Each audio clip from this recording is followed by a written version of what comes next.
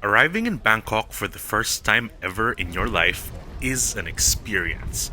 There's just so much to do, so much to see, so much to eat, so much to buy, and just so much to experience. One thing we quickly learned was that you have to center your trip around one thing, that singular thing that you enjoy the most. And needless to say, for us, that was food.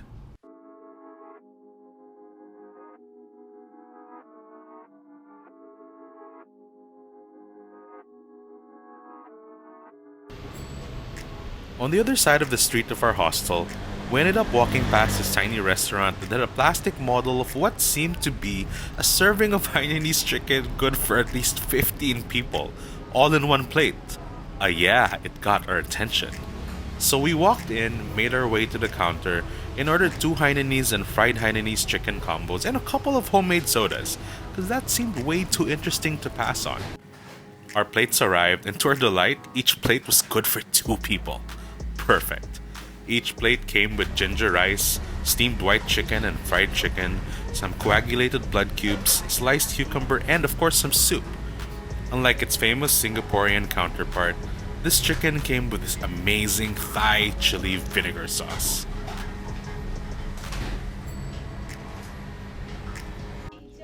That same night, we planned for dinner to be something educational, so we joined a cooking class. Now, learning how to cook something from someone for the first time can be really daunting, especially in an unfamiliar country. But this wasn't one of those cases. Our instructor was something else. I've never met someone who was so genuinely happy about what she did. So full of life. Talking so proudly about each and every step and ingredient like it was the most magical thing in the world. We learned how to cook a whole bunch of classic Thai dishes that night. We learned how to make tom yum soup. One, two, three. Really good. I want more. One, two, three. Oh, welcome to Thailand. Camera ready? Finish. Perfect. Turn off the gas. We made pad thai. Well done. Baby done. Congratulations.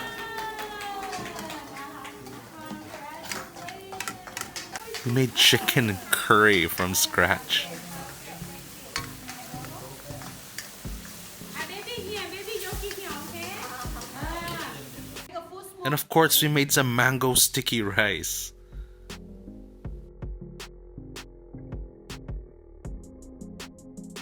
Bean outside green, inside yellow. Soak one night and take to deep fry. Take one. It's funny because little did we know that one of the best singular bites of food that we would have on this trip would be the simplest, most basic dishes that we would learn to cook that night. Life changing. After having all those dishes last night, we wanted to have a little break from Thai food. So we ordered Texas chicken via Grab Food for breakfast. We guessed from their Thai menu. No expectations, but that was one of the best buttermilk biscuits we've ever had. Around lunchtime, we made our way to the Chatuchak Weekend Market, the largest market in Thailand. It's a section for clothes, a section for plants, a section for antiques, and more. Not to mention food stall after food stall between all the other shops. It's absolutely insane. It was here where we tried the famous coconut ice cream with all these unlimited crazy toppings. Colorful glutinous rice balls, candied pumpkin, roasted peanuts, palm seeds, and even tomatoes. I wonder why we don't have these at home. I can see how shopaholics can spend a whole day in Bangkok just exploring this market. But for us, there was really a lot less shopping, a lot more looking around, and a lot more eating.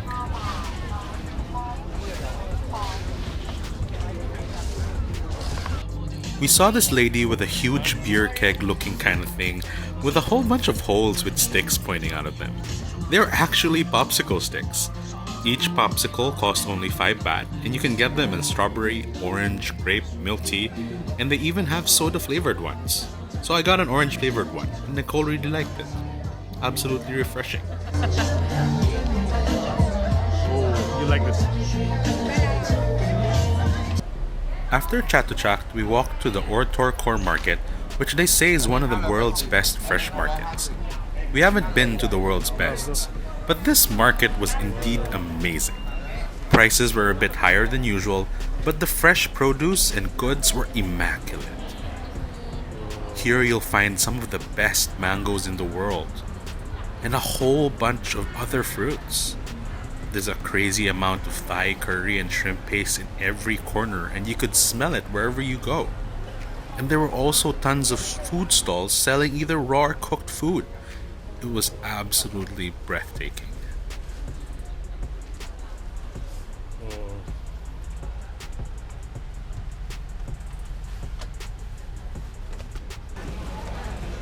Ano siya? No idea. Shrimp. Small shrimp.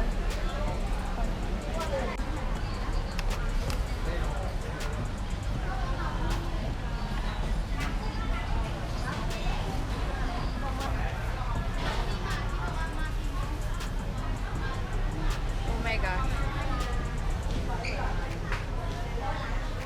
Oh my god. You want?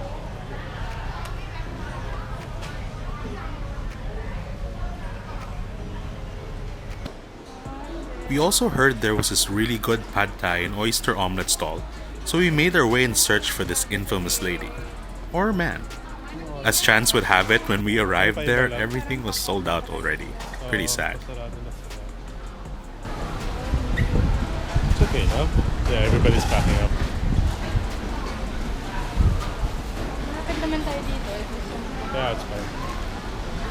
After, we took a train to look for the Payoyar Tom Yum Kong Noodle Restaurant. We read in some blogs that they had the bestest tom yum in town. We decided to order the Tom Yum Kung Sod, a river prawn tom yum soup, and the prawn omelette and crab egg rice. The rice was quite unique and flavorful, but the star of the show was definitely the tom yum. The broth was incredibly aromatic, creamy, and a perfect balance of sweet, sour, and spicy flavors. Probably one of the best, if not the best tom yum we've ever had, although Nicole would beg to differ. The next morning, we booked a grab to Klonglat Mayom Floating Market. You enter this narrow hallway that barely fits two people, let alone loads of people trying to enter. We were told that this was a better market to go to since it was mostly locals that frequent here. So we expected it to be a little less crowded, but boy were we wrong. The place was incredibly packed with locals.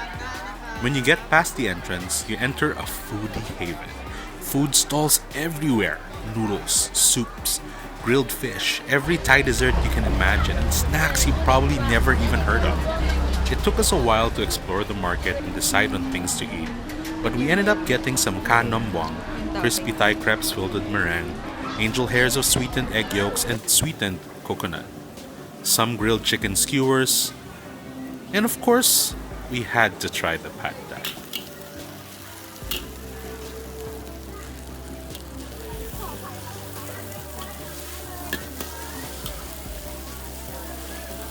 We also had a beautiful plate of raw crab, mussels, and shrimp doused in Thai vinegar and chili sauce.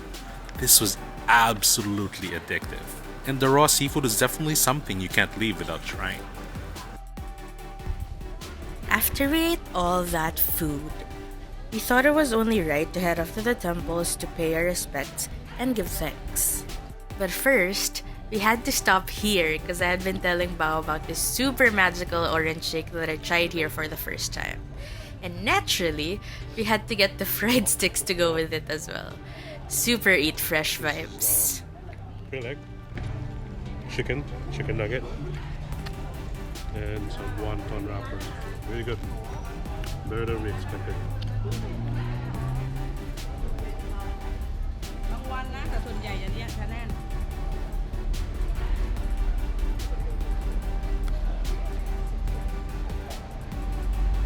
Although you'll find waves of tourists, temples in Bangkok are revered religious sites where everyday Thais pray for peace, good fortune, and forgiveness. It's It's easy to get lost in the massive temples and palaces lined with bright colors, rich ornamentations, and beautiful multi-tiered roofs. But don't forget that for most people, it's a place where people go to every day when faced with incredibly difficult decisions, seeking guidance for what they are about to take on.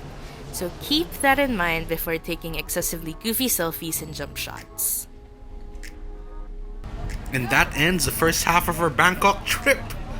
On the second half, we'll be heading to Chinatown, eating more market food, and we had a little crazy emergency as we were on our way to a tasting menu. So, like and subscribe, hit the notification bell if you want to see part 2.